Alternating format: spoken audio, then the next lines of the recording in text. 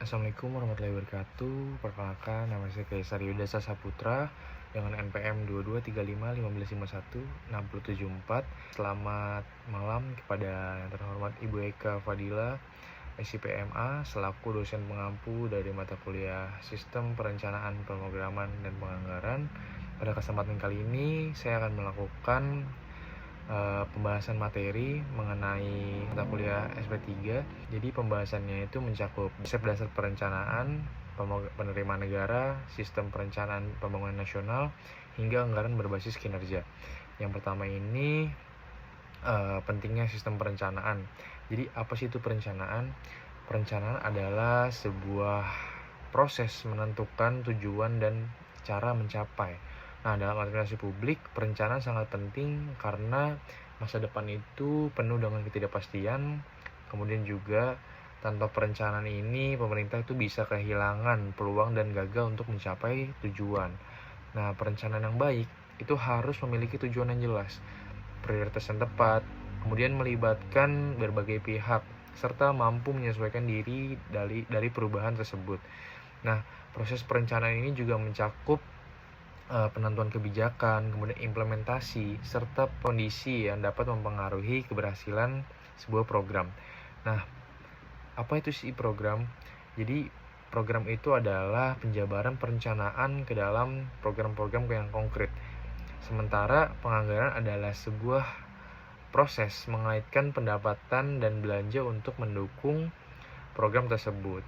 Jadi, ketiga proses ini terintegrasi dalam model PPBS.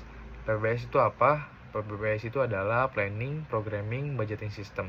PBS ini memastikan bahwa penggunaan anggaran pemerintah dilakukan secara efektif, efisien, dan dapat dipertanggungjawabkan. Kemudian struktur penerimaan negara. Nah, untuk membiayai program pembangunan, negara memperoleh pendapatan dari berbagai sumber. Yang pertama, sumber terbesarnya itu adalah dari pajak, yang merupakan iuran wajib masyarakat tanpa imbalan langsung. Kemudian pajak ini digunakan untuk membiayai layanan publik dan pembangunan. Selain pajak, ada juga retribusi, keuntungan BUMN, kemudian ada denda, pencetakan uang, pinjaman, hadiah, dan hibah. Nah, di tingkat daerah, penerimaan keuangan berasal dari pajak daerah, retribusi, dana alokasi umum, serta dana alokasi khusus, pinjaman daerah. Dan semua ini tuh mendukung pelaksanaan otonomi daerah. Kemudian sistem perencanaan pembangunan nasional. Jadi sistem perencanaan pembangunan nasional ini diatur dalam Undang-Undang Nomor 25 Tahun 2004. Sistem ini bertujuan untuk menciptakan pembangunan yang terpadu, terarah, sinkron antara pemerintah pusat dan pemerintah daerah, serta melibatkan masyarakat. Dokumen perencanaannya itu meliputi ada RPJMN yang jangka panjang ini selama 20 tahun, kemudian ada RPJMN yang rencana menengah 5 tahun, RKP rencana tahunan, kemudian di daerah itu ada RPJMD dan RKPD.